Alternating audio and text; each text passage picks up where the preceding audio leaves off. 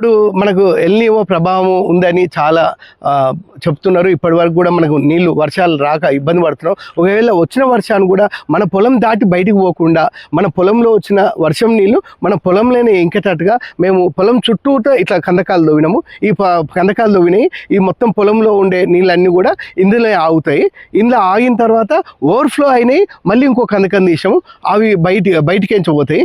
అవి బయటికేంచి పోయినాయి అన్నీ కూడా మళ్ళీ తీసుకుపోయి మళ్ళీ ఇక్కడ ముందు ఇంకో పొలం ఉంది కాబట్టి అటువైపు ఆగుతూ పోతాయి. కాబట్టి మన నీళ్ళు మన దగ్గరనే ఉండిపోతాయి.